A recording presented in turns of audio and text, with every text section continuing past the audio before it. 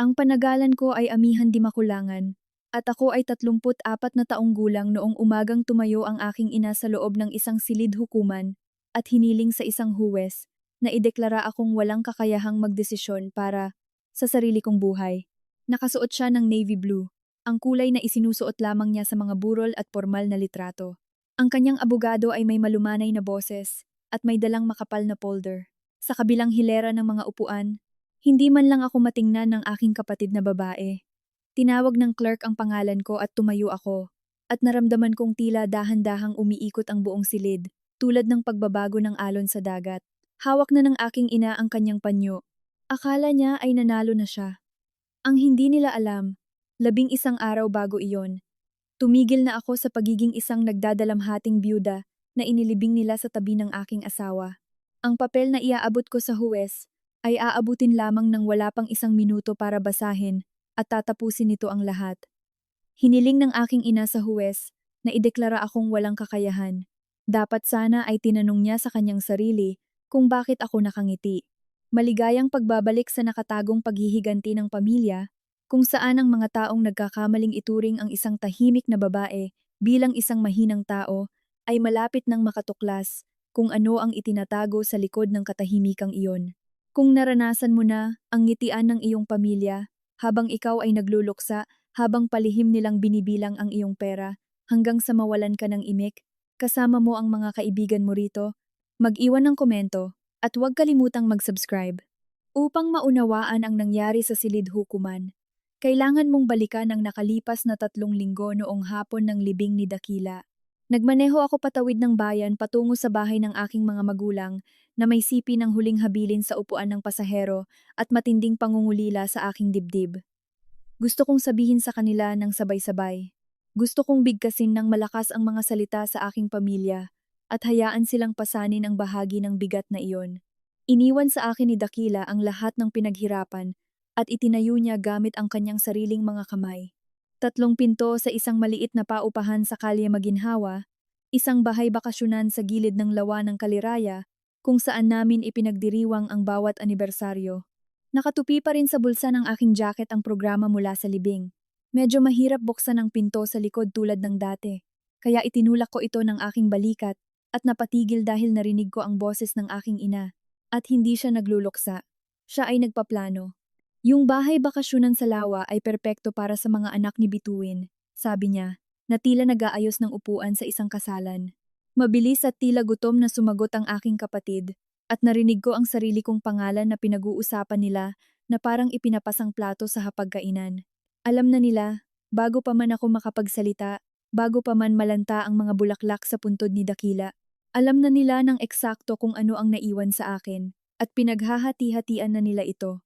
Nakatayo ako roon habang nakahawak pa rin sa pinto, bitbit ang mabigat na huling habilin sa sasakyan, at naintindihan kong hindi ako papasok sa isang pamilya. Papasok ako sa isang negosasyon, at ako ang bagay na pinag-uusapan. Pagkatapos ay sinabi ng aking ina ang pangungusap na dadalhin ko sa loob ng 3 linggo. Pipirmahan niya kahit anong ilagay natin sa harap niya.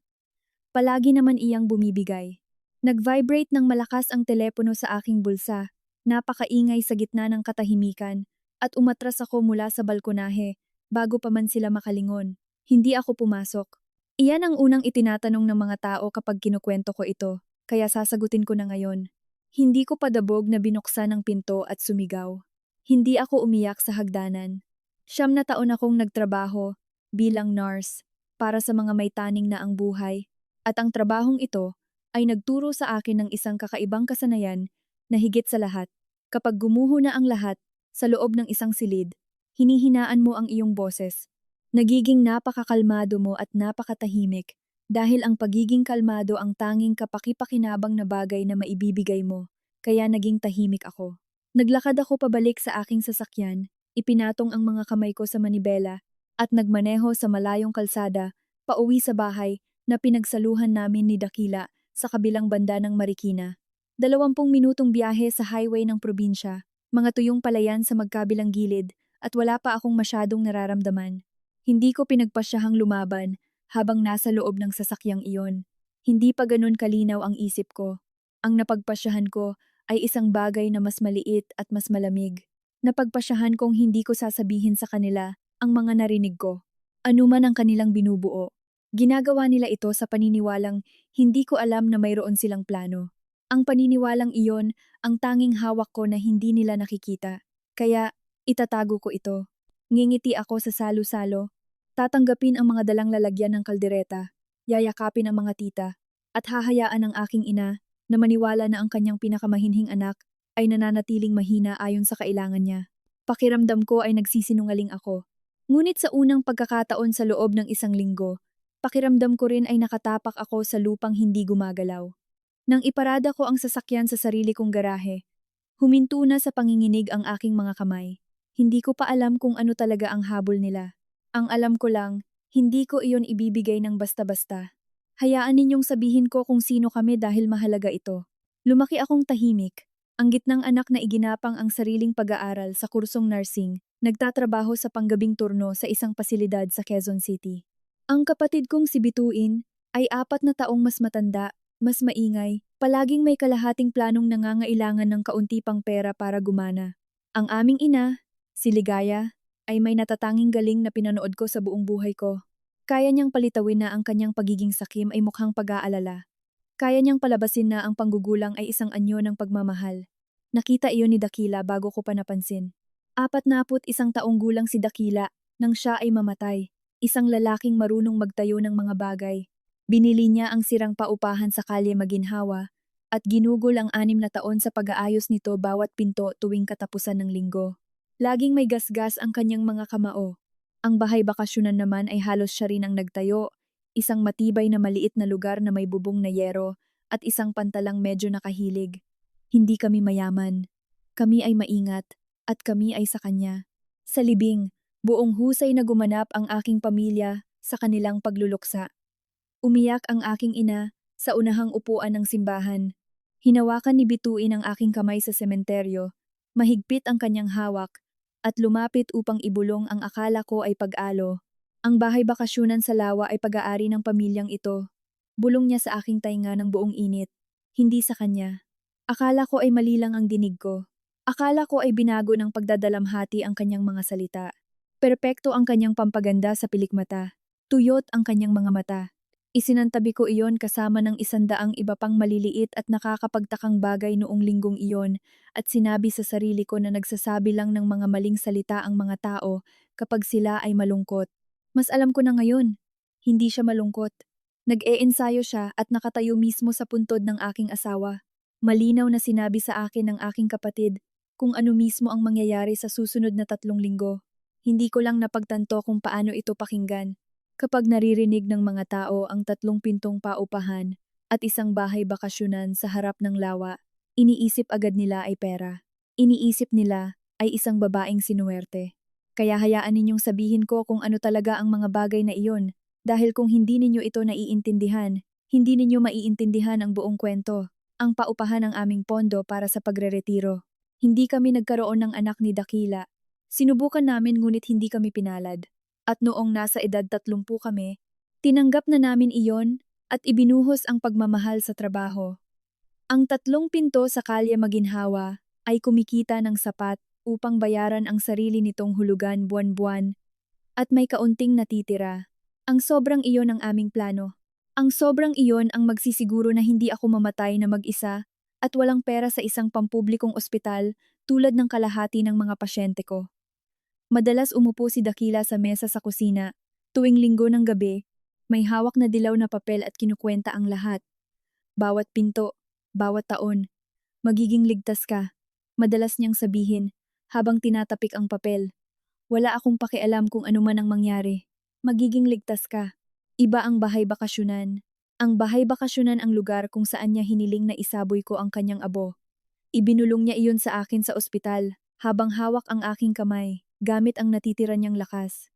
Hindi sa sementeryo, sa pantalan, sa tubig kung saan niya ako tinuruang lumangoy.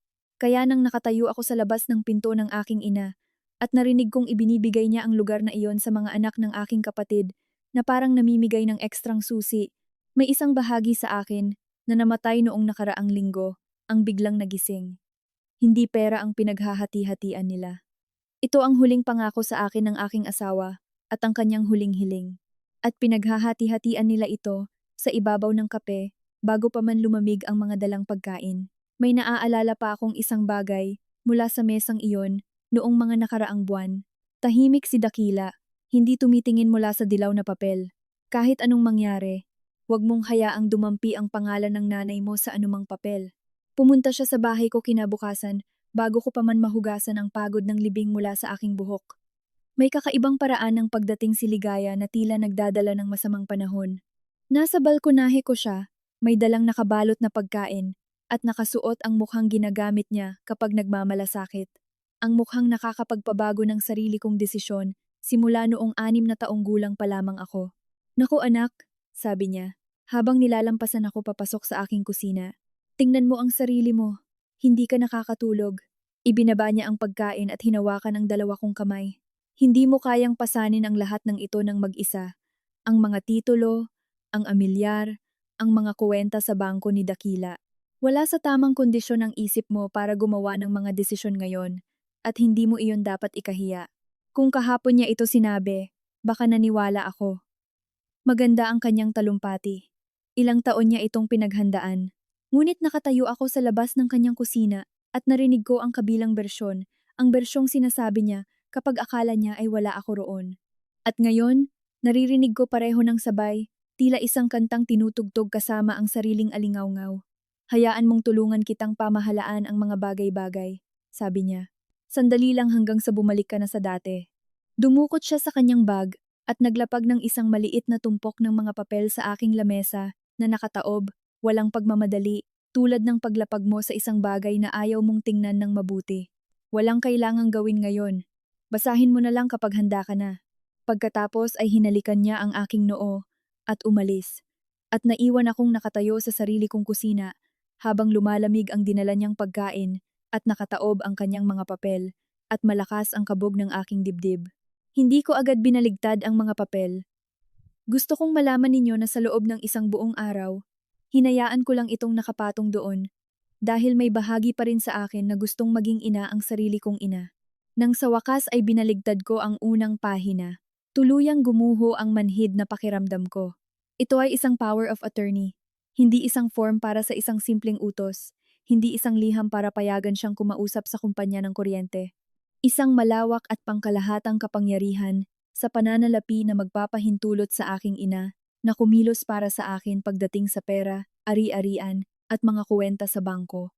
At habang tinititigan ko ito, mas naging malinaw sa aking isipan ang mga pangyayari noong nakaraang 2 linggo, tulad ng isang madilim na kwarto na biglang inilawan. Bituin. Pumunta si Bituin sa bahay noong mga huling linggo ni Dakila. Dumating siya na may dalang sopas at hindi lumuluha, at nag-alok na bantayan siya para makatulog ako. At dahil sa sobrang pagod at pasasalamat ko, hinayaan ko siya. Naalala ko siyang nasa maliit na opisina ni Dakila, nakatabi ng kwarto ng ilang beses, kalahating nakasara ang pinto. Akala ko noon ay binibigyan niya ako ng pribadong espasyo. Naiintindihan ko na ngayon na nandoon siya ng mag-isa kasama ang mga dokumento, ang huling habilin, ang mga titulo, ang mga numero ng kuwenta sa bangko, ang buong mapa ng lahat ng pinaghirapang itayo ni Dakila sa buong buhay niya. Hindi siya pumunta para tulungan siyang mamatay ng payapa. Pumunta siya para magbasa, kaya pala alam na nila, bago pa man ako makapagsalita kung ano mismo ang mapupunta sa akin. Pumasok ang aking kapatid sa opisina ng naghihingalo kong asawa at kinuhanan ng litrato ang aking kinabukasan. Umupo ako sa sahig ng aking kusina. Nakasandal ang likod sa mga kabinet, hawak ang kasulatang nagbibigay kapangyarihan sa pagkatawan at pinag-aralan ang galaw ng sarili kong pamilya. Hindi ito mahirap unawain. Ang mga papel ang pangalawang hakbang. Ang sopas ni Bituin ang unang hakbang. At anuman ang ikatlong hakbang, inakala na ng aking ina, napipirmahan ko ang aking daan papunta roon dahil palagi akong bumibigay. Hindi ako umiyak. Tiningnan ko ang malawak at mapaghintay na dokumentong iyon at inisip ang salitang ginamit ni Dakila sa mesa sa kusina. Papel. Huwag mong hayaang dumampi ang pangalan niya sa papel. Ito ang bahaging hindi ko ipinagmamalaki at ang bahaging pinakakailangan ninyong marinig. Dahil mayroon ng umiiral na kasulatang nagbibigay kapangyarihan sa pagkatawan. Nakapirma na ako ng isa. 3 linggo bago namatay si Dakila. sa pinakamasamang yugto ng kanyang sakit, nang kailangan niya ng gamot na pampamanhid sa takdang oras, at hindi ko siya maiwanan ng higit sa 1 oras. Nilagyan ng aking ina ng papel ang aking harapan. Isang limitadong dokumento, sabi niya. Para lang daw mabayaran niya ang mga bayarin sa NARS at kuryente. Habang abala ako sa pag-aalaga, hindi ako tanga tungkol dito, kahit ano pa ang isipin ng iba. Binasa ko ito habang nakatayo sa pasilyo. Direkta ko siyang tinanong, para lang ito sa mga bayarin, di ba? Sinabi kong gusto ko itong limitado. Naalala kong sinabi ko iyon. At tiningnan niya ako habang naririnig ang daing ni Dakila sa kabilang kwarto at sinabing, Anak, kung hindi ako makakakuha ng pera para sa iyo, hindi na babalik ang mga NARS sa Biyernes. Gusto mo bang makipagtalo sa mga salita o gusto mong nandito sila? Biyernes. Kaya pumirma ako. Pipirma ka rin. Habang naghihingalo ang asawa mo, ilang talampakan ang layo, at may isang babaeng pinagkakatiwalaan mong nangangako na para lang ito sa patuloy na pagdating ng mga NARS, pipirma ka rin at sasabihin sa sarili mong aayusin mo ang mga detalye kapag nakahinga ka na ng maluwag. Walang pagkakataong makahinga ng maluwag. Iyon ang buong panlilinlang dito.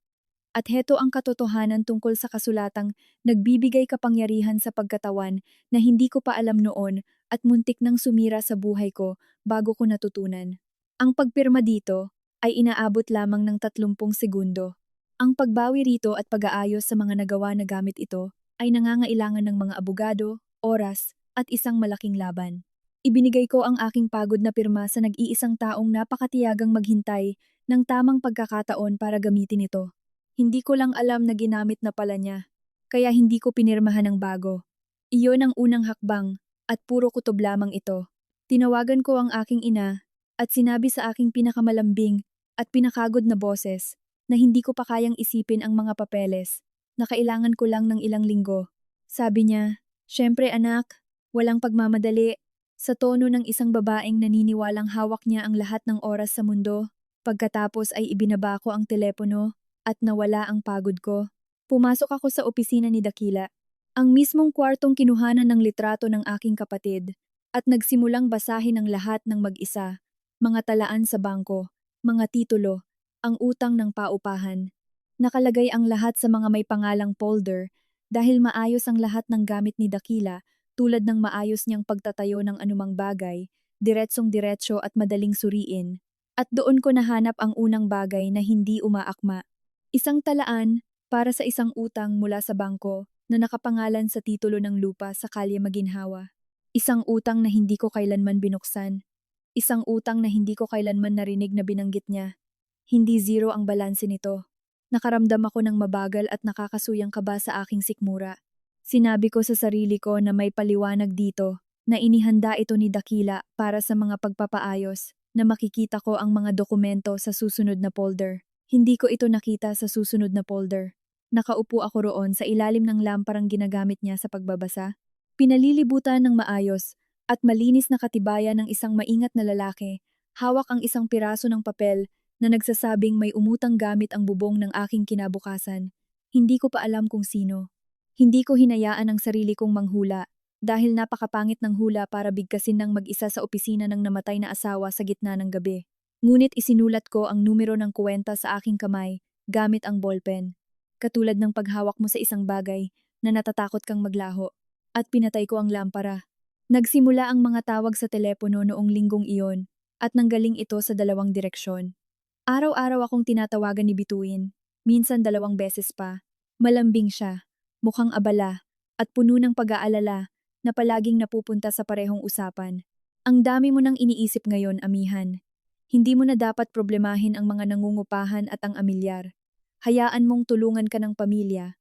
Hayaan mong pamahalaan namin ang mga ari-arian para sa iyo. Hanggang sa makabawi ka lang. Hindi niya kailanman sinabing ibigay. Ang sabi niya ay pamahalaan. Ang sabi niya ay para sa iyo.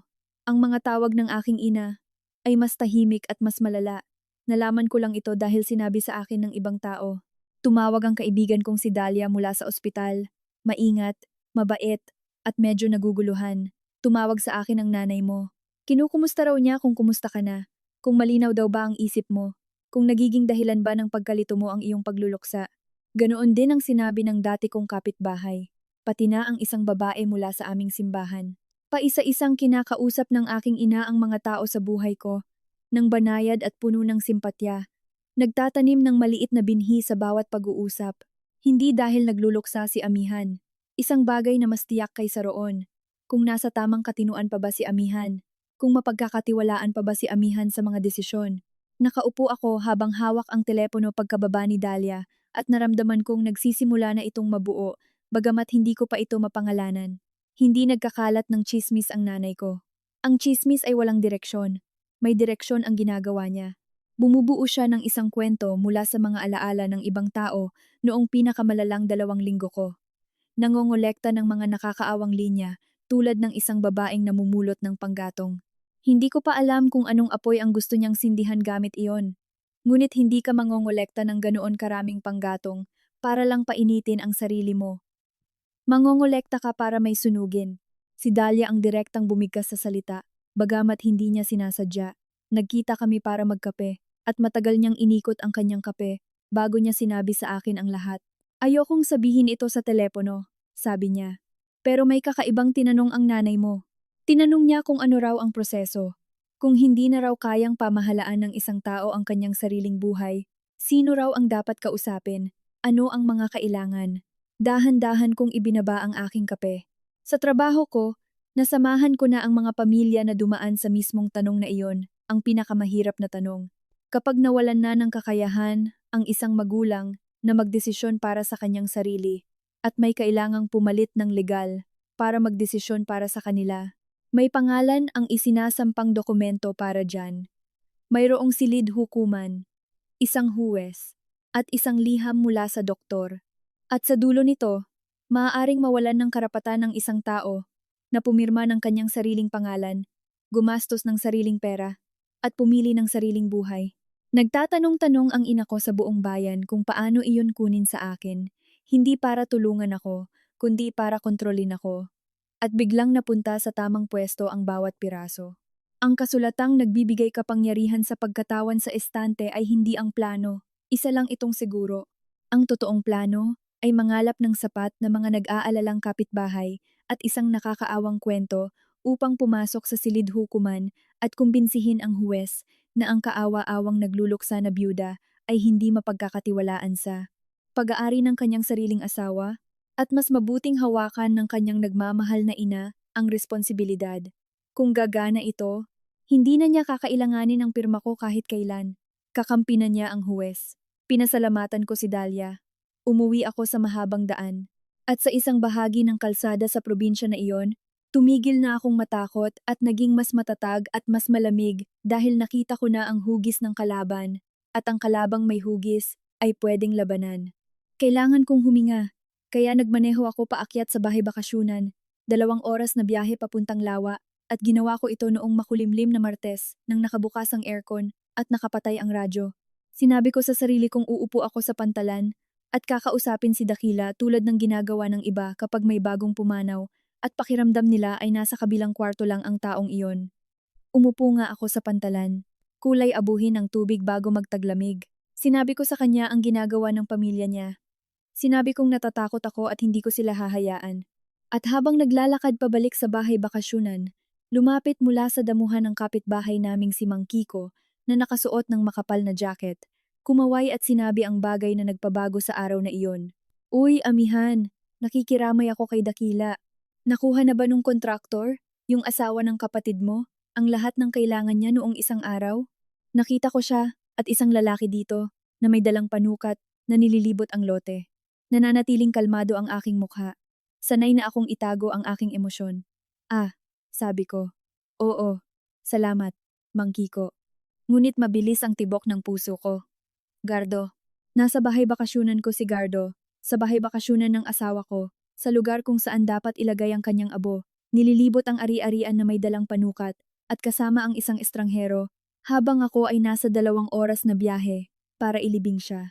Pinasalamatan ko ulit si Mang Kiko at pumasok sa loob ng bahay bakasyunan, at ang amoy nito, amoy ng hamog sa lawa at kahoy, ay muntik nang magpatumba sa akin. Hindi na sila naghintay ng pirma. Hindi na sila naghintay ng huwes. Sa isip nila, sa kanila na ito, isa na itong proyekto Naibenta na sa isang kinabukasang tiyak na tiyak silang kaya na nilang sukatin, at ang ganoong klasing kumpiyansa ay nagiiwan ng bakas. Nagsimula akong maghanap sa maliit na bahay kung ano pa ang kanilang ginalaw. Nakita ko ito sa pinto sa gilid, bago ang kandado. Makinang natanso habang ang dati ay kupas na. Iba ang tatak. Ikinabit ng isang taong nagmamamadali. Gumagana pa rin ang susi ko sa harapan. Ngunit ito, ang pribadong pinto sa may kusina na daang beses naming ginamit ni Dakila tuwing tag-init, ay pinalitan ng isang kamay na hindi sa akin. Nakatayo ako roon habang pinapaikot-ikot sa palad ko ang luma, at walang kwentang susi at nakakaramdam ng isang bagay na wala akong eksaktong salita na bastos, siguro sa sarili kong bahay, at sa ibabaw ng mesa sa kusina, na tila hindi man lang nila sinubukang itago, nandoon ang iba pang ebidensya.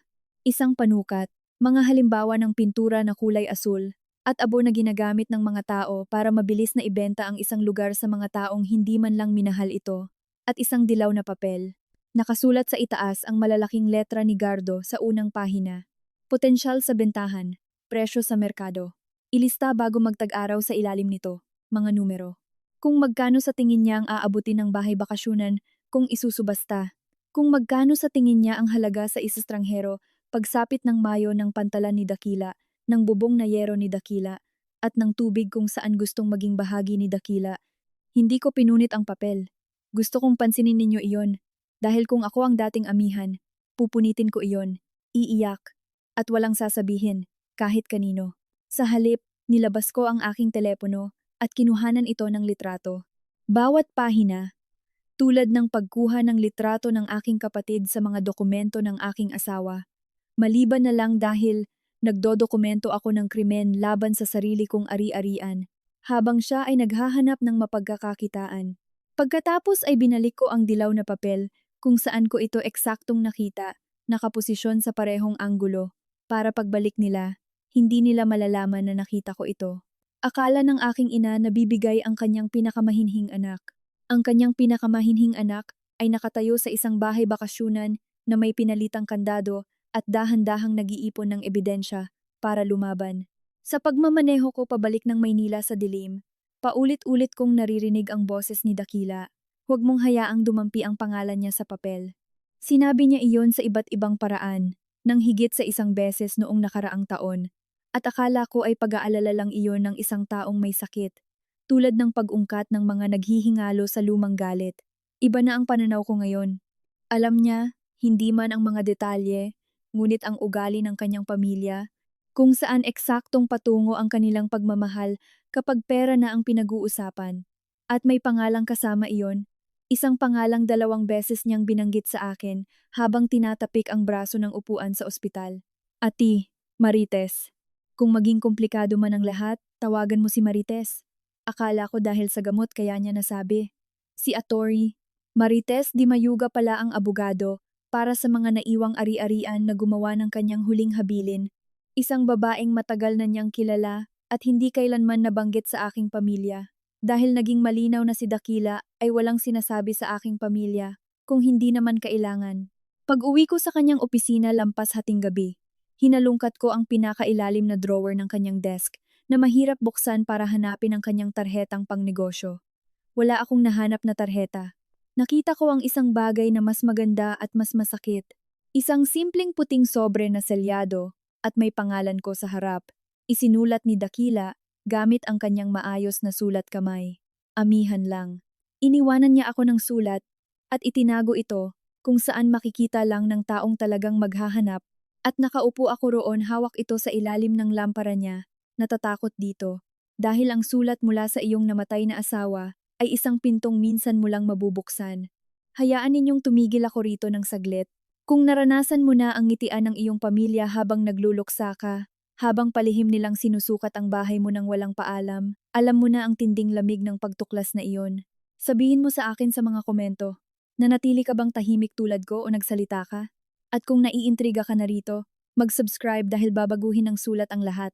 Muntik ko na itong buksan noong gabing iyon. Nasa ilalim na ng takip ang hinlalaki ko. Ngunit ako ay pagod at nasasaktan, at kilala ko ang sarili ko na anuman ang isinulat ni Dakila, gusto ko itong basahin ng may malinaw na pag-iisip, hindi alauna ng madaling araw na nanginginig ang mga kamay. kaya ipinatong ko ito sa ibabaw ng desk. Isinandal sa lampara kung saan ko ito unang makikita at pinilit ang sariling matulog. Hindi ako masyadong nakatulog. Kinaumagahan, bago ko pa man mahawakan ng sobre, tumunog ang telepono ko at ang nanay ko ito. Ang boses niya ay may magiliw at maayos na tono na ginagamit niya kapag may planong gumagana. Amihan, anak, may magandang balita. Magkakaroon ng pagtitipon ng pamilya sa linggo. Naisip ko na gawin nating ito sa bahay bakasyunan sa Lawa. Ilalabas nating lahat ang pamilya para makalanghap ng sariwang hangin. Sina Bituin at Gardo, ang mga bata, ang tatay mo. Makakabuti ito sa ating lahat pagkatapos ng lahat ng nangyari. Sa bahay bakasyunan, sa aking bahay bakasyunan na may pinalitang kandado at may dilaw na papel. Ang lugar na nasukat na nila at ibinenta na sa isip nila. Gusto niyang ipagdiwang ang kinabukasan ng kanyang pamilya sa ibabaw ng huling hiling ng aking asawa. At gusto niya akong nanduroon, nakangiti, para magmukhang ideya ko iyon. Maganda iyan, Nay, sabi ko. Hindi nanginig ang boses ko. Ipinagmamalaki ko iyon. Magdadala ako ng pagkain. Sabi niya, sige, anak, at binaba ang telepono ng tuwang-tuwa. Ibinaba ko ang telepono sa tabi ng sulat ni Dakila at naintindihan kong hindi lang isang salo-salo ang magaganap sa linggo. Isa itong entablado. Ano man ang plano nilang ilapag sa harap ko, ilalapag nila ito roon, sa bahay na iyon, pinalilibutan ng pamilya, kung saan ang pagtanggi ay magiging tila pagwasak sa isang sagradong bagay. Ibig sabihin, may oras ako hanggang linggo upang alamin kung ano mismo ang kakaharapin ko. At nagsimula ito sa sobre. Binuksan ko ito sa mesa sa kusina sa liwanag ng umaga dahil doon nakakapag-isip ng pinakamaganda si Dakila at pakiramdam ko ay tama lang na basahin siya doon.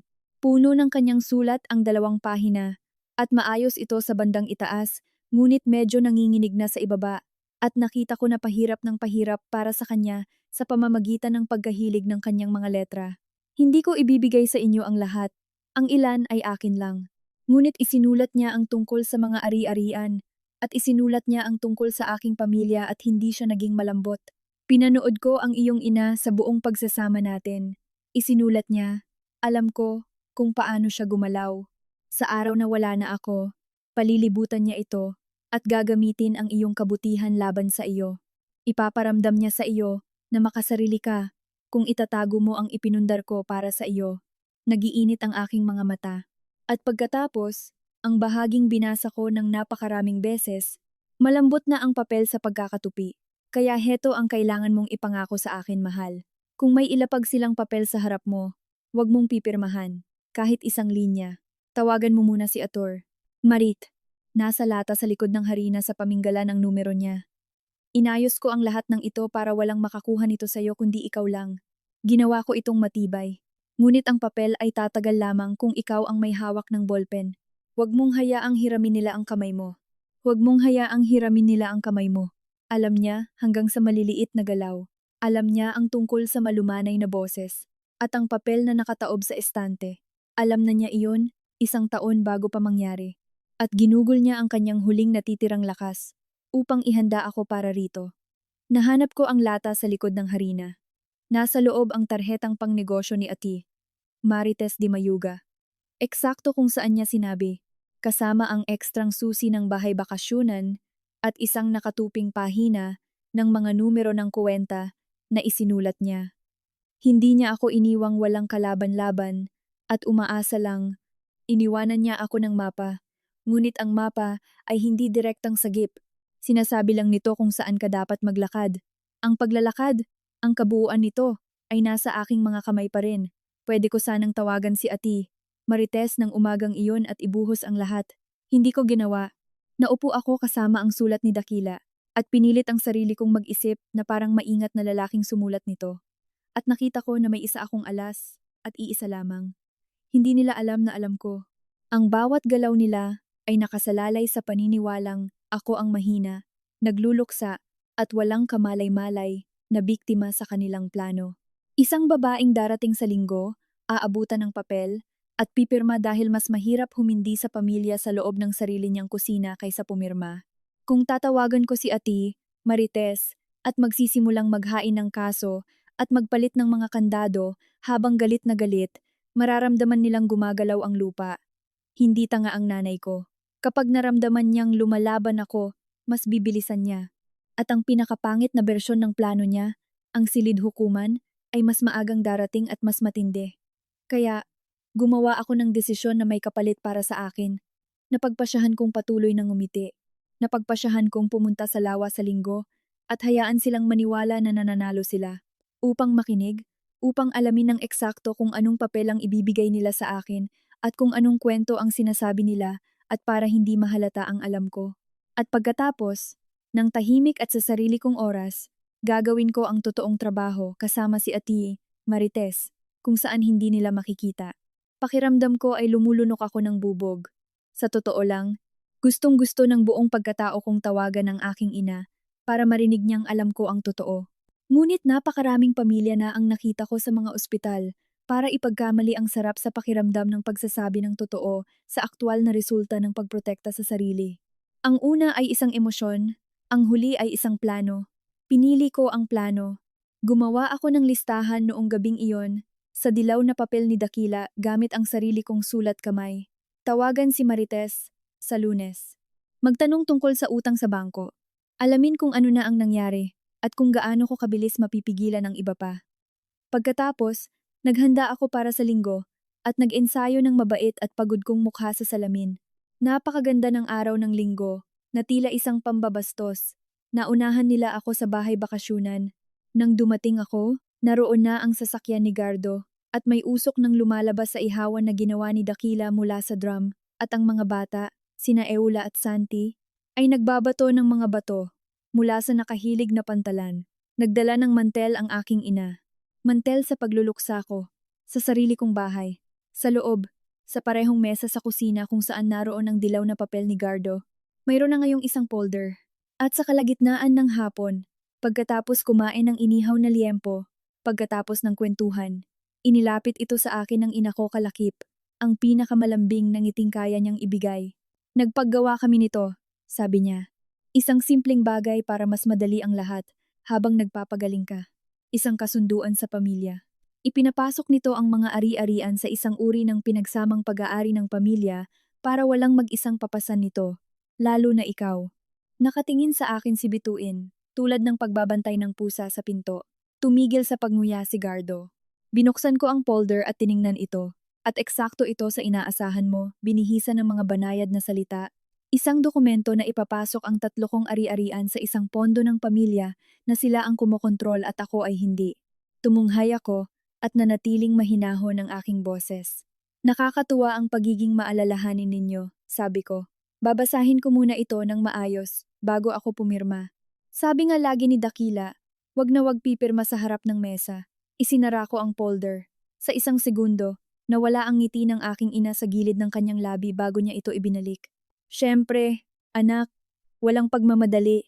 At pagkatapos si Gardo, na walang pakialam, ang basag sa katahimikan. Nagsimula na kaming maglinis sa bahay bakasyunan, kaya kapag naayos na ang mga papeles at binanggit ni Bituin ang pangalan niya ng matalim at mahina, at itinikom niya ang kanyang bibig. Ngunit huli na ang lahat. Sinabi niyang nagsimula na kaming, at bawat matanda sa mesang iyon ay nakarinig ng pagkabiyak. Natagpuan ako ng aking ama sa balkonahe. Pagkatapos habang maingay na nagliligpit ang iba para kunwari ay walang narinig. 76 na taong gulang na si Ramon Macaraeg at mahina na ang kanyang puso at ginugol niya ang 40 taon na hinahayaan ng aking ina na siyang magsalita. Umupo siya sa upuan sa tabi ko, taglay ang maingat na kabagalan ng isang lalaking naging marupok na ang katawan. Ilang sandali siyang nakatitig sa tubig. Pagkatapos ay sinabi niya, hindi mismo sa akin. Sabi ng nanay mo na aayusin nito ang lahat, ang mga bayarin at lahat-lahat. Nanginginig ang kanyang mga kamay sa kanyang kandungan. Alam mo namang may sakit ako sa puso, ang mga gamutan. Malaking pera iyon, amihan. At sa isang sandali, nakita ko ito, ang totoong dahilan sa likod ng lahat. Isang matanda at takot na lalaki na sinabihan ng tanging boses na pinagkakatiwalaan niya na ang mana ng kanyang anak ang sagot sa kanyang takot. Naawa ako sa kanya. Naaawa pa rin ako.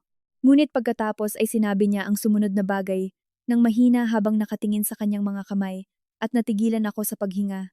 Inasikaso na ng nanay mo ang ilang bahagi nito, yung sa bangko. Sabi niya na asikaso na, yung sa bangko, na asikaso.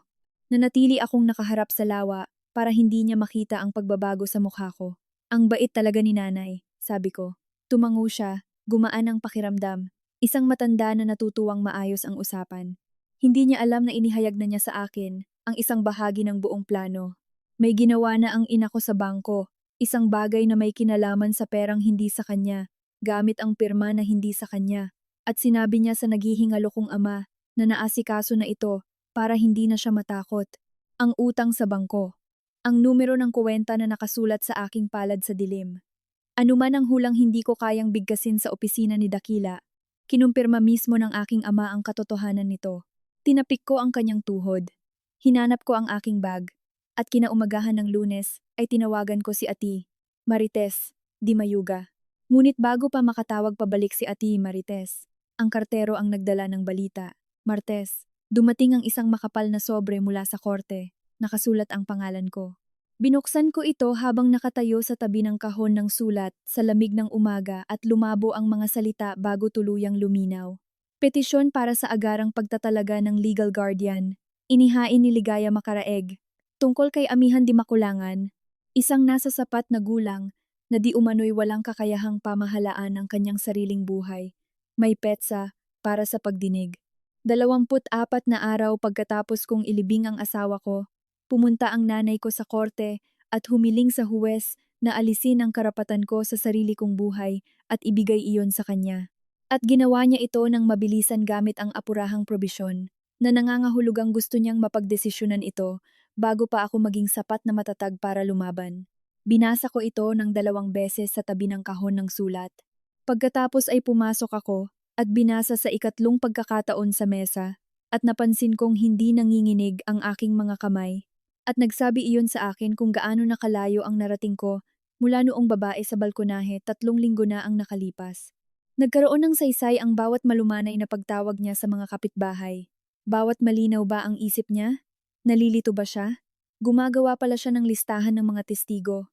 Nag-apoy na ang mga panggatong. At heto ang isang bagay na mali ang kalkula niya. Ang bagay na sisira sa kanya. Bagamat hindi ko pa ito buong naiintindihan. Akala niya aabutan ako ng petisyon na wasak na wasak. Akala niya bubuksan ko ito at manghihina. Tatawagan siya habang umiiyak, magtatanong kung ano ang gagawin, at papatunayan ang bawat salita niya. Sa halip, nahanap ako nito sa isang mesa sa kusina na may sulat ng aking asawa sa drawer, isang tarheta ng abogado sa aking bulsa, at isang numero ng kwenta na nakasulat pa rin ng bahagya sa aking kamay. Nagsimula nang tumakbo ang oras. 24 na araw, 11 araw na lang ang natitira. Sinabi na niya kung kailan at saan matatapos ang labang ito. Ang kailangan ko na lang gawin ay magdesisyon kung ano ang sasalubong sa kanya pagdating doon. Malumanay ang boses ni Atty. Marites Di Mayuga at may paraan siya ng pagtatanong na nagpaparamdam na tila sinusuri ang lupa bago mo pa ito tapakan. Ikinuwento ko sa kanya ang lahat ng sunod-sunod. Ang narinig ko sa kusina, ang kasulatang nagbibigay kapangyarihan sa pagkatawan, ang pinalitang kandado, ang dilaw na papel, ang nadulas na pagsasalita ng tatay ko tungkol sa bangko, at sa huli, ang petisyon. Natahimik siya saglit. Pagkatapos ay sinabi na sa akin ni Dakila noong nakaraang taon na baka mangyari ito. Maingat niyang inayos ang ari-arian para mismo sa ganitong dahilan. Nasa mas maganda kang posisyon kaysa sa inaakala ng nanay mo. Ngunit kailangan nating kumilos, at kailangan nating kumilos sa tamang pagkakasunod-sunod. Inilatag niya ng malinaw. Una, bawiin ang lumang kasulatang nagbibigay kapangyarihan sa pagkatawan ng nakasulat at formal na ipadala sa kanya, para matapos na agad ang kapangyarihan ng nanay ko na kumilos para sa akin. Pangalawa, ilipat ang mga ari-arian mula sa pangalan mo at ilagay ito sa isang pondong hindi na maaaring bawiin na bahagi ng plano ni Dakila upang walang makuha ang sinumang tagapangalaga kung sakali mang makalusot ang petisyon. Pangatlo, ihanda ang sagot sa petisyon mismo, ang ebidensya na mayroon kang sapat na kakayahan tulad ng dati. At may isa pa, sabi ni Ati, Marites, sinabi mong nabanggit ng tatay mo ang tungkol sa bangko. Gusto kong kunin mo lahat ng talaan sa utang na iyon. Kung ginamit niya ang lumang kasulatang nagbibigay kapangyarihan sa pagkatawan para makautang gamit ang titulo mo, hindi na iyon simpleng away pamilya. Iyon ay pang-aabuso sa pananalapi.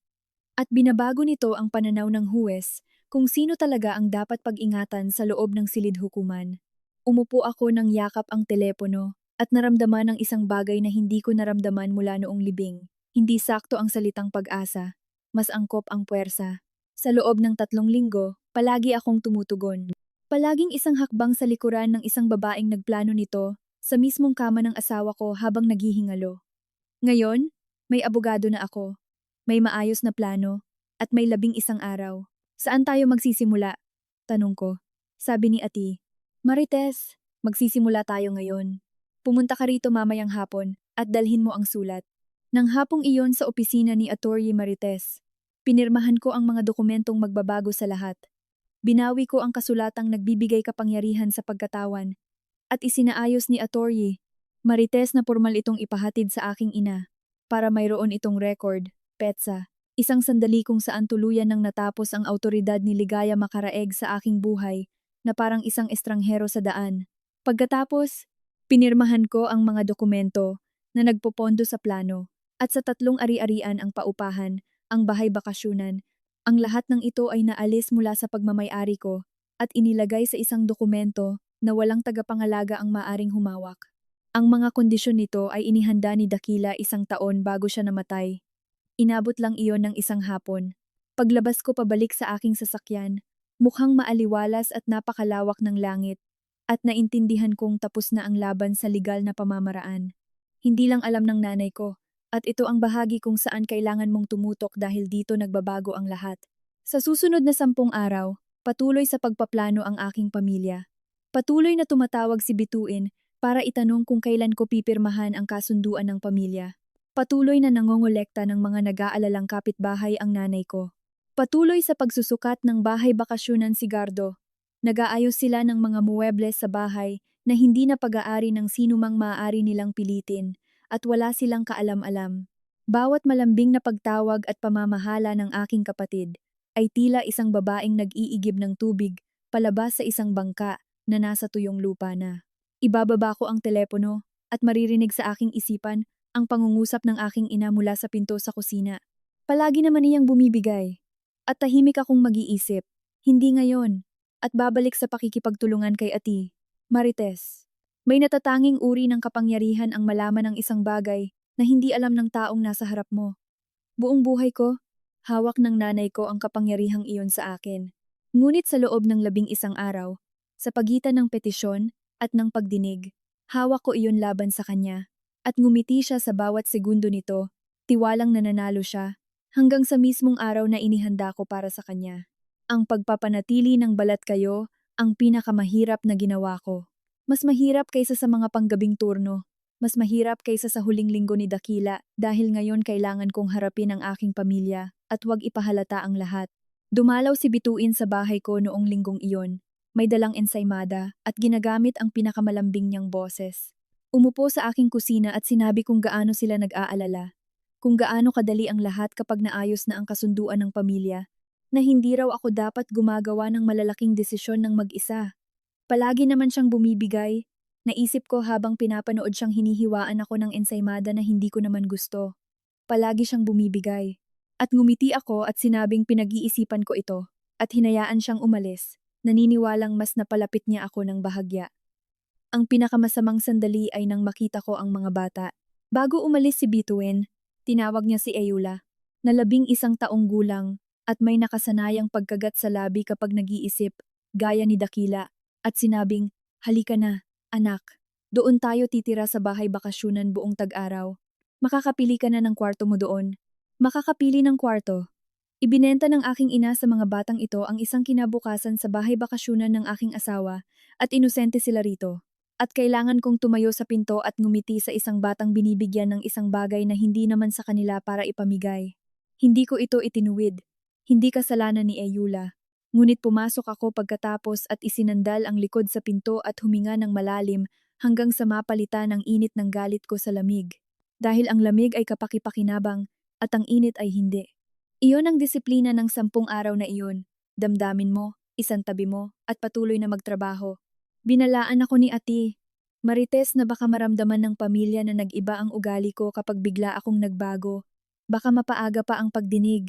Kaya nanatili akong anak na inaasahan nila, malambot, mabagal, at palaging bumibigay, habang sa ilalim ng mesa, abala ang aking mga kamay sa pagsasara ng mga kandadong hindi nila makita.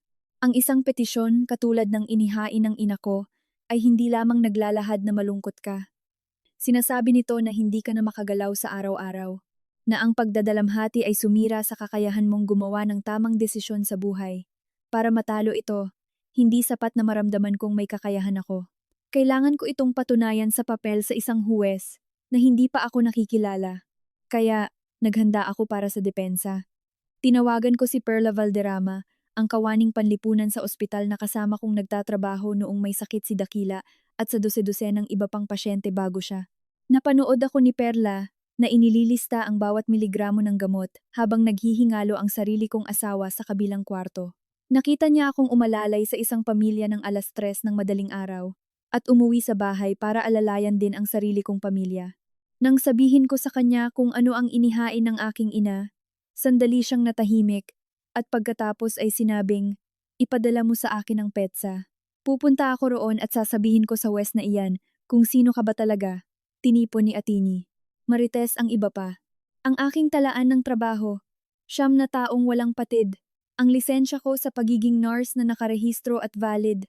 Ang mga magagandang pagsusuri mula sa tagapamahala ko. Ang simple at nakakabagot na mga papel na nagpapatunay ng isang maayos na buhay, walang madrama. Iyon ang punto. Ang kaso ng aking ina ay itinayo sa emosyon, sa koro ng mga nag-aalalang tinig na umaalala sa isang babae sa kanyang pinakamahinang sandali. Ang sa akin ay itinayo sa tuyo at nakakabagot na record ng isang babaeng patuloy na bumabangon. Naalala ko si Ati. Marites na tinatapik ang patong ng mga papeles sa kanyang desk at sinasabing, "Mga hurado man o huwes, pareho lang yan. Akala nila gusto nila ng kwento." Ang totoong nagpapakilos sa kanila ay ang taong malinaw na nagsasabi ng totoo habang may isang taong halatang umaarte. Hindi ko kailangang umarte. Kailangan ko lang maging ako sa silid na iyon. Ang mismong pagkataong laging nandiyan na ipinusta ng ina ko na hindi makikita ng huwes, matatag. 9 na araw na lang ang natitira. Samantala, hindi na itinago ng ina ko ang kumpiyansa niya. Iyan ang nagagawa ng katiyakan sa mga taong katulad niya. Nagiging pabaya sila. Tumawag siya kalagitnaan ng linggo at hindi na niya sinubukang gamitin ang nag-aalalang boses. Mabilis, maautoridad, tila isang tagapamahala na nagsusuri ng mga gamit. Ngayon, kapag maayos na ang lahat, sabi niya, gusto nating ipalinis ang mga paupahan sa kalye Maginhawa at dapat simulan mo nang isipin ang paglilipat ng ilan sa mga gamit mo mula sa bahay bakasyunan para makapasok na si Bituin doon bago magtag-araw. Makapasok doon bago magtag-araw. Sinasabihan niya ako, nang harapan na simulan ng hakutin ang mga gamit ko mula sa sarili kong bahay bakasyunan, na parabang tapos na at kumpirmado na ang pagdinig. Napakapit ako sa estante at pinanatiling mahinahon ang aking boses at may sinabi tungkol sa ayaw kong magmadali at pagkatapos ay sinabi niya, ang bagay na nagpapatunay na wala siyang alam na nagbago na ang ihip ng hangin. Huwag mong alalahanin ang tungkol sa pera, anak, yung sa bangko, naasikaso na. Inayos ko na iyon, ilang linggo na ang nakalipas. Yung sa bangko, naasikaso na, ilang linggo na ang nakalipas. Heto na naman. Sinabi ng malakas, hindi nag-iingat. Isang babaeng nakatitiyak na mananalo siya, kaya idinedeklara ang sariling krimen sa anak na kanyang ninanakawan. Ginamit niya ang lumang kasulatang nagbibigay kapangyarihan sa pagkatawan, yung pinirmahan ko sa tabi ni Dakila, upang gumawa ng isang bagay sa bangko ilang linggo bago siya maghain ng petisyon. Umutang na pala siya gamit ang aking ari-arian, habang mainit pa ang bangkay ng aking asawa. Sabi ko, ang bait mo talaga, Nay. Talagang sinabi ko iyon, at ibinaba ko ang telepono. Nakatayo ako sa kusina habang nanginginig, hindi dahil sa takot, kundi sa isang matinding at malamig na galit, dahil kinumpirma niya sa telepono kung ano ang kailangan kong patunayan sa papel. Ang kailangan ko na lang gawin ay kunin ang papel. At alam ko eksakto kung anong numero iyon, dahil ang numero ay bahagyang nakasulat pa rin sa gilid ng aking kamay. Tumawag si Mang Kiko 2 araw ang lumipas mula sa lawa, at maingat ang kanyang boses, gaya ng mga taong probinsya kapag may gusto silang sabihing masama pero ayaw magsimula ng gulo. Amihan, ayokong makialam ha, sabi niya. pero may mga gumagawa sa bahay mo. Yung kontraktor, asawa ng kapatid mo. May mga dala siyang tao dito para gibain ang kusina sa likod at may padlock na ngayon sa pinto, yung klase na ginagamit ng mga ahente ng lupa. At napahinto siya. Nakita ni Aling Rosa sa internet. Binebenta na daw ito. Baka daw magtag-araw. May mga litrato na at lahat. Isang kahon ng kandado, ibinebenta sa internet. Mga litrato ng loob ng bahay bakasyunan ng aking asawa, nakaayos para sa mga estranghero, habang ang petisyong ideklara akong walang kakayahan, ay nakapatong pa sa mesa ng huwes. Sinimulan ng gibain ni Gardo ang bahay na hindi sa kanya, walang lisensya, walang titulo, nang dahil lamang sa kumpiyansa ng pamilya ko, na parang sa kanila na iyon. May idinagdag pang isa si Mang Kiko ng mahina. Inilimbag ni Rosa yung anunsyo kung gusto mo. May nakasulat doon. Sabi, bahay bakasyonan ng pamilya. Matagal na sa pamilya. Matagal na sa pamilya. Naisip ko ang bibig ni bituin sa libingan. Ang bahay bakasyonan sa Lawa ay pag-aari ng pamilyang ito. Hindi sa kanya. Inilagay pa talaga nila ang mismong kasinungalingan sa isang anunsyo ng pagbebenta ng lupa. Nagpasalamat ako kay Mang Kiko at sinabing itago nila ang papel na iyon dahil parang pera ang halaga noon. Pagkatapos, umilaw ang telepono ko sa kalagitnaan ng pag-iisip. Si Ateni. Marites iyon, at ang boses niya ay may talim na hindi ko pa narinig sa kanya noon. Amihan, sabi niya. Nakuha ko na ang talaan sa bangko sa utang na iyon. Kailangan mong umupo. Nalaman ko kung ano ang ginawa ng nanay mo sa ari-arian ng asawa mo, at nalaman ko eksakto kung kailan niya ito ginawa. Kung nararamdaman mo ang matindi ngunit tahimik na galit ngayon, pighatiin mo yan, dahil ang nadiskubre ni Atin. Marites ang dahilan kung bakit hindi naramdaman ng aking ina ang parusang parating. Magkomento ng salitang tahimik kung sinusundan mo pa rin ang kwento at mag-subscribe dahil malapit na ang pagdinig. Umupo ako sa desk ni Dakila at sinabi sa akin ni Ati Marites. Gamit ang kasulatang, nagbibigay kapangyarihan sa pagkatawan na pinirmahan ko 3 linggo bago namatay si Dakila. Nagbukas ang aking ina, o mas tama, umutang at kumuha ng pera laban sa titulo ng isa sa mga pinto ng paupahan sa Kalye Maginhawa. Hindi biro ang halaga, 10,000. Ginawa niya ito noong mga panahong hindi ako umaalis sa tabi ng naghihingalo kong asawa. Noong pinirmahan ko ang kapirasong papel na iyon, na inakala kong para lang magpatuloy ang pag-aalaga ng nurse. Ginawa niyang pagkakataon ang labis kong pagod para umutang gamit ang aking kinabukasan, at ginawa niya ito bago siya formal na humiling sa korte na ideklarang wala na akong kakayahang pamahalaan ang kinabukasang iyon. Ipinaliwanag ni Ati, Marites, kung ano ang ibig sabihin nito. Tatayo siya sa korte at ikakatwiran niyang hindi mo kayang pamahalaan ang sarili mong pera, sabi niya. At ipinapakita sa record na habang ang asawa mo ay nasa bingit ng kamatayan, ginamit niya ang pirma mo para umutang ng hindi mo alam. Maraming ayaw ang mga huwes, amihan. Pero galit na galit sila sa isang kinatawan na nagnakaw sa taong sinasabi nilang pinoprotektahan nila. Sa sandaling ihain natin ito sa korte, ang tanong sa silid na iyon ay hindi na kung may kakayahan ka. Magiging ano ang ginawa ng ina mo sa kapangyarihang ipinagkatiwala sa kanya. Itinanong ko ang bagay na kinatatakutan ko. Mapapatunayan ba nating siya ang gumawa at hindi ako? Muntik nang tumawa si Ati. Marites, may mga tarheta ng pirma ang bangko, petsa, at lokasyon sa internet. Nakabukas ka sa computer ng ospital at nag-aasikaso ng mga medikal na talaan noon, sukdulan sa pagod, sa eksaktong oras at araw na ginawa ang transaksyon na ito. Oo, mapapatunayan natin. Ibinaba ko ang telepono at umupo sa dilim sandali. Hindi ako nakaramdam ng tagumpay. Ina ko pa rin siya. Ngunit sa ilalim ng kalungkutan, may nakalatag na ngayong matibay na sahig. At tumayo ako roon. 7 araw. May isa pa akong gusto bago ang pagdinig. At hindi ito ebidensya. Gusto kong marinig ito mula sa aking kapatid. Hindi para sa korte, kundi para sa akin. Kaya inaya ko si Bituin mananghalian. Kaming 2 magkapatid lang. At isinuot ko ang maamo kong mukha muli. Dumating siyang handang isara ang usapan, masigla at maaliwalas, sigurado siyang pumapayag na ako. Habang kumakain kami, nagkwento siya tungkol sa tag-araw, sa mga bata, sa lawa, at kung gaano kasarap kapag naging simple na ang lahat. At hinayaan ko siya, at nagtanong lang ako ng kaunti. Ang kapatid ko, na sa buong buhay niya, ay hindi kayang magpigil sa pagyayabang kung gaano siya katalino, ay may nasabing higit sa nararapat. Sa totoo lang, si nanay ang nag-asikaso ng halos lahat, sabi niya, habang nakawagayway ang tinidor niya. Sabi niya kailangan naming ayusin ang lahat agad bago pa makialam ang abogado ni Dakila at gawin itong komplikado. Alam mo naman kung paano siya magplano. Bago pa makialam ang abogado ni Dakila, sinabi niya iyon nang hindi namamalayan ang bigat ng kanyang mga salita. Kinumpirma niya habang nananghalian na nagmadali silang kumilos sa ari-arian ko para unahan ang abogado sa ari-arian na kinuha ng asawa ko para protektahan ako. Pagkatapos, may nahalata siya sa mukha ko, isang katahimikang hindi ko agad na itago, kaya huminto siya at bahagyang nanlisik ang kanyang mga mata. Ang kakaiba mo ngayon, sabi niya. Ayos ka lang? Binalik ko ang maamo kong mukha, saktong-sakto, at sinabing pagod lang ako, ang daming papeles, at malamang ay pipirmahan ko na ang kasunduan ng pamilya ngayong linggo para matapos na. Kumalma ang buong katawan niya. Hinawakan niya ang kamay ko sa kabila ng mesa, ang mismong kamay na hinawakan niya sa libingan ni Dakila. Ginagawa mo ang tama, sabi niya. Ako na ang nagbayad ng tanghalian namin. Wala nang masasarap pa sa kagustuhan kong sabihin ang katotohanan, ngunit lubos kong alam na mas may halaga ang aking katahimikan. 5 araw na lang.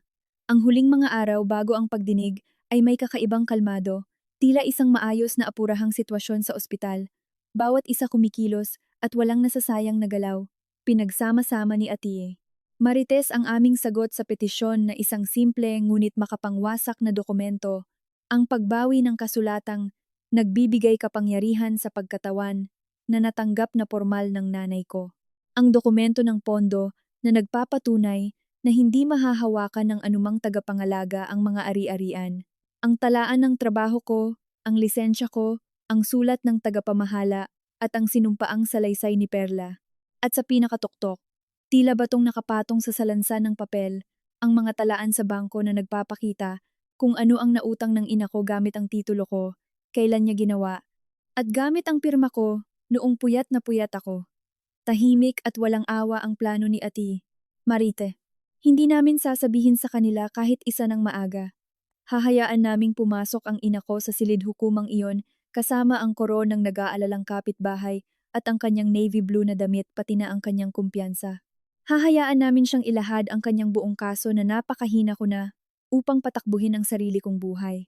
Hahayaan naming itayo niya ito hanggang sa tuktok at pagkatapos ay tahimik at kalmadong ibibigay namin sa huwes ang katotohanan isa-isang pahina at hahayaang bumagsak ang lahat. Huwag kang makipagtalo sa kanya doon sa loob, paalala ni Ate Marites. Huwag mong itaas ang boses mo. Huwag mong ipagtanggol ang sarili mo ng may emosyon.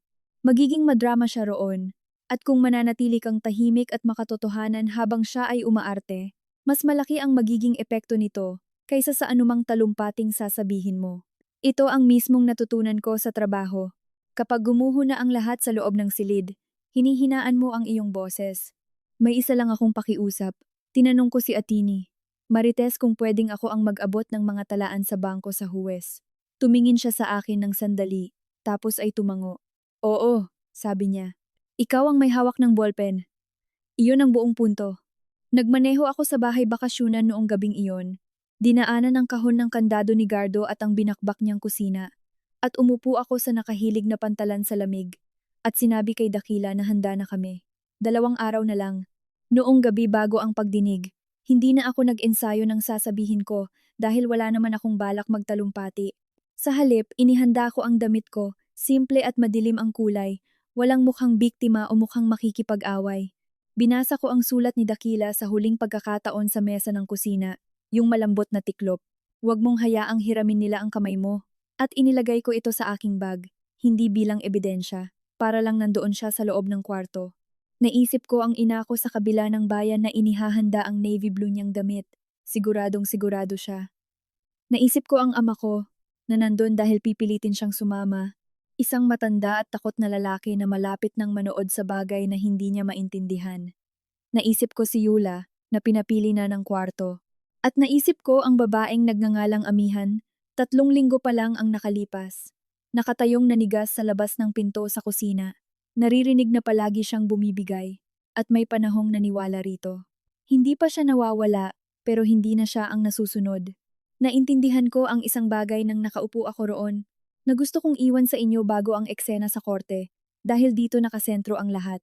Buong buhay kong pinaniniwalaan ng nanay ko, na ang pagiging tahimik ko ay kahinaan. Ang kabaitan, ang pasensya, ang paghina ng boses ko kapag sumisigaw na ang lahat. Binabasa niya ang lahat ng iyon bilang pagtiklop.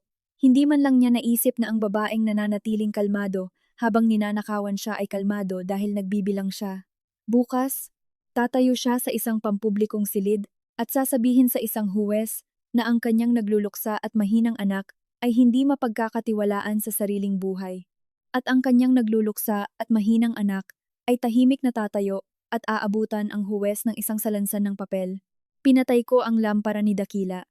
Hindi pa ako nakangiti, ngunit alam ko habang nakahiga sa dilim kung bakit ako mapapangiti oras na tawagin na ng clerk ang pangalan ko.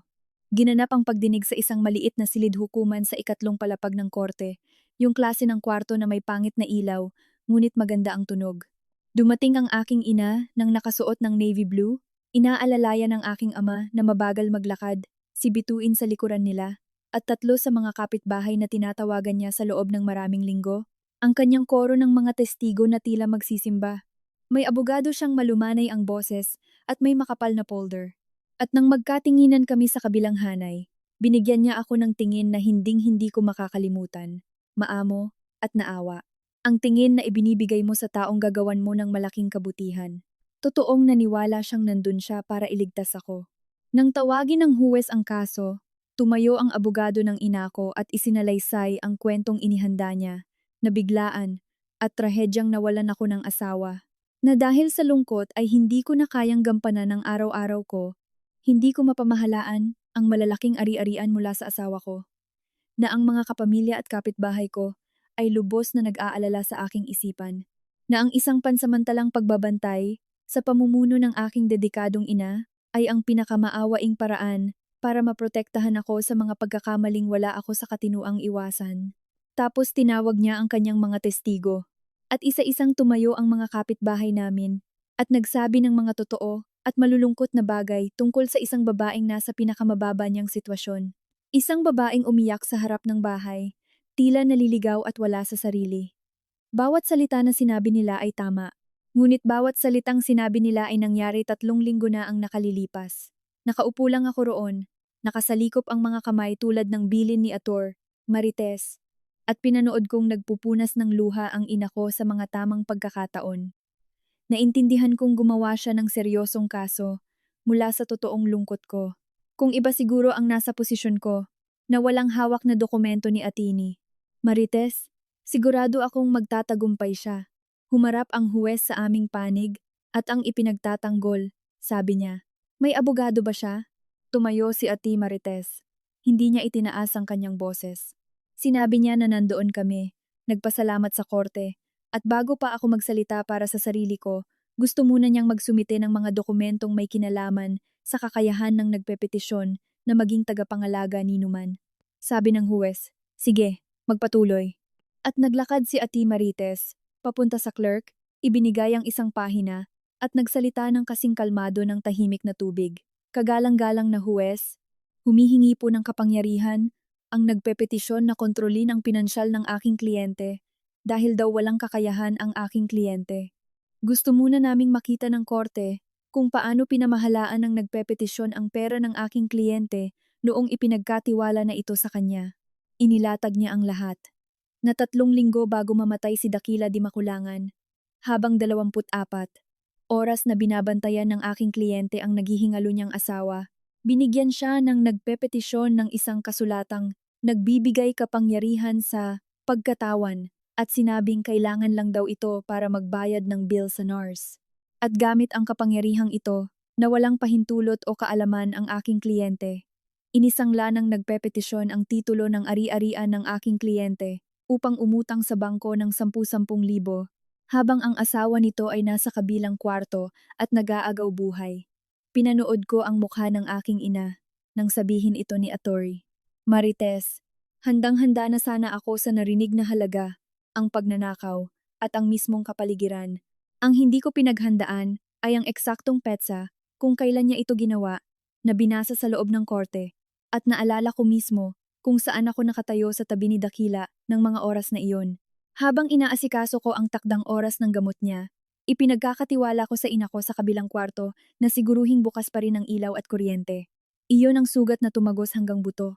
Hindi yung nagnakaw siya, kundi nagnakaw siya sa eksaktong sandali na sobra na akong pagod at nawasak, gamit ang pirmang ibinigay ko. Dahil akala ko tumutulong siyang gumaan ang pakiramdam ng asawa ko habang naghihingalo.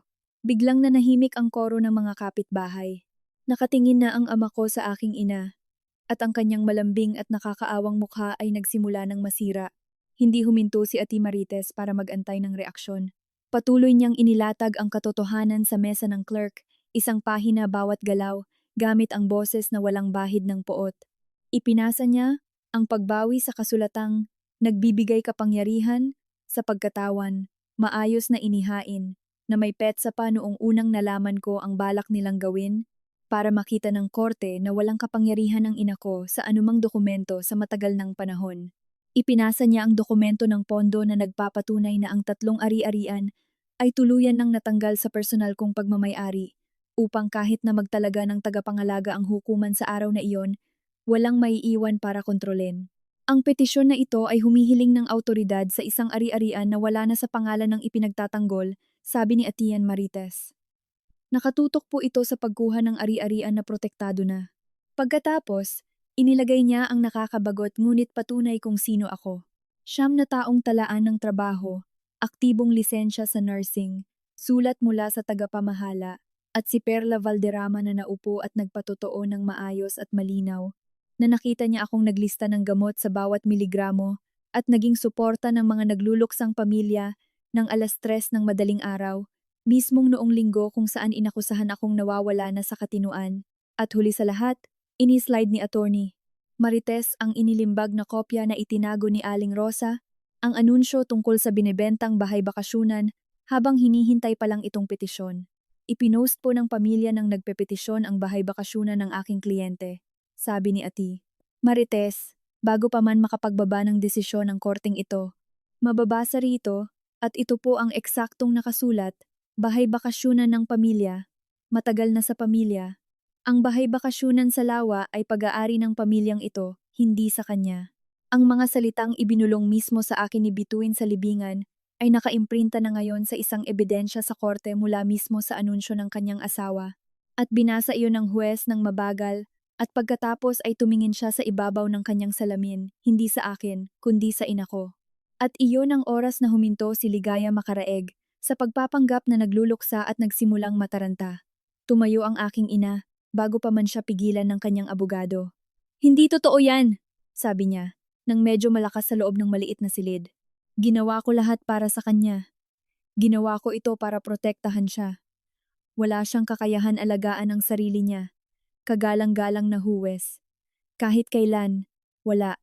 At ngayon kumuha pa siya ng abogado para gawing krimen ang pagmamahal ng isang ina. Hinawakan siya sa braso ng kanyang abogado. Iniwagayway niya ito. Humarap siya sa akin, at basang-basa na ang mukha niya ngayon. Ngunit hindi iyon luha ng pighati. Luha iyon ng poot. Ang totoong mukha niya na nagtatago sa ilalim ng maamo. Yung mukhang lagi ko lang naririnig sa kabilang pinto ng kusina.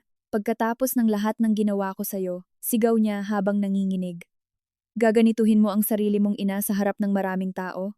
Wala kang utang na loob. Walang utang na loob. Sumita ang huwes. Misis. Matalim na sinabi ito. Hindi iyon narinig ng nanay ko. Nakatitig pa rin siya sa akin. Inaantay akong bumigay. Dahil doon ako kilala. Dahil iyon ang palagi kong ginagawa. Iyon ang sinabi niya sa kapatid ko noong simula pa lang. Palagi siyang bumibigay. At tinitigan ko ang aking ina. Hindi ko itinaas ang boses ko. Gusto kong malaman mo. Pwede ko sanang gawin. 3 linggo kong pinigilan ang emosyon ko. Ngunit ang punto, ang pinakasentro ng lahat, ay hindi ko kailangang gawin yun. Kaya nanatili akong nakaupo at magkahawak ang aking mga kamay. At nagsalita ako ng mahinahon ngunit dinig sa buong kwartong natahimik upang makinig sa akin. Nurse ako para sa mga may malubhang karamdaman.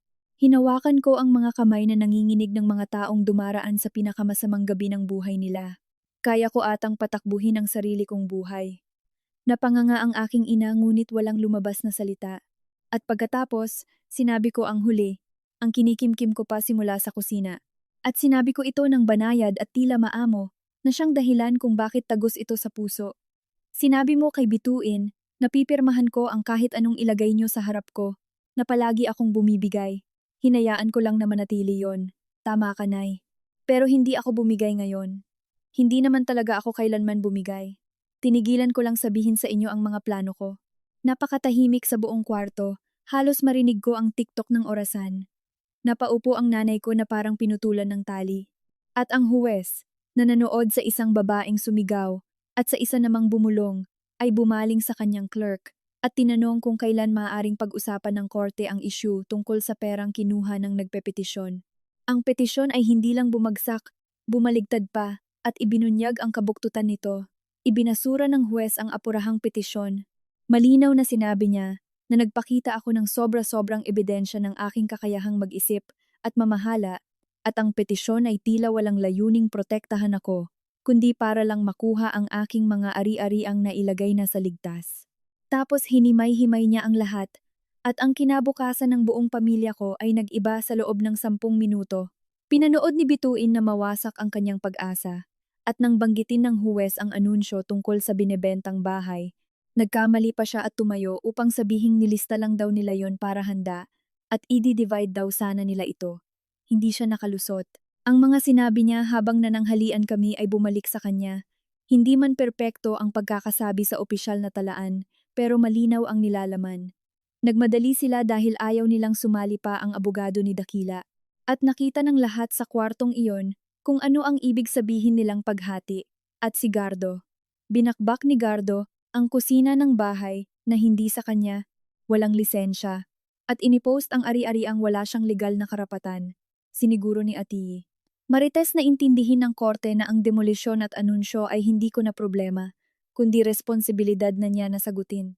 At ang utang sa pag-aayos ay nakapangalan lahat sa kanya. Ang planong kumita ng mabilis ay naging utang sa bangko, hindi ako nagmalaki.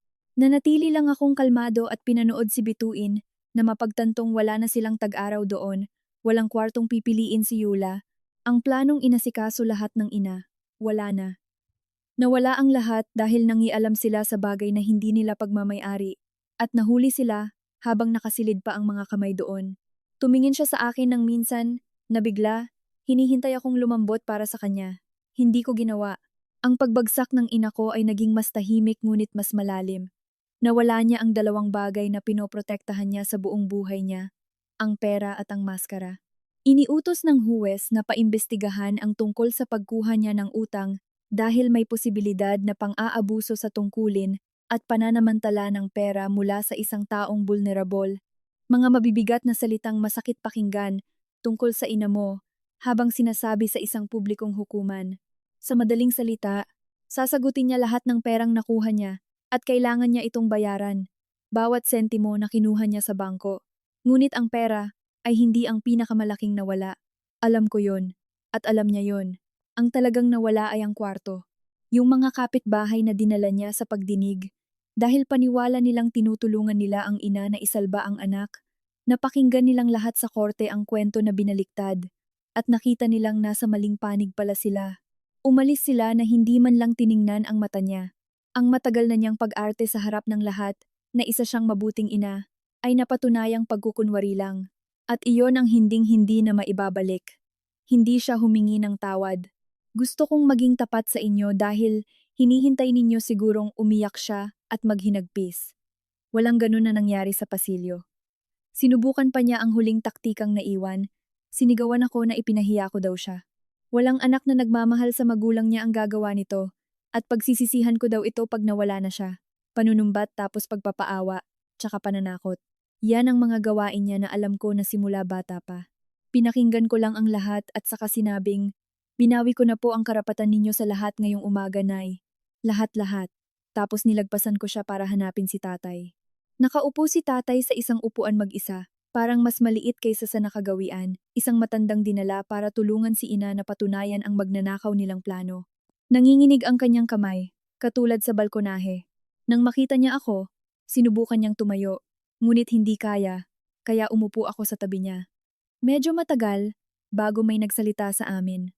Tapos sabi niya, na hindi nakatingin sa akin. Hindi ko alam yun sa bangko. Gusto kong malaman mo. Sabi niya na ayos na daw kaya hindi na ako nagtanong.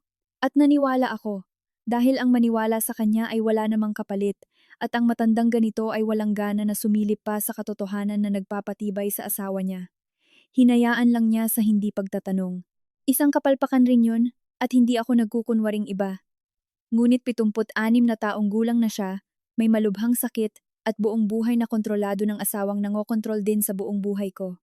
At nadiskubre ko na wala akong itinatagong puot sa kanya. Yung gamutan niyo po, sa sakit sa puso. Magkano ba talaga?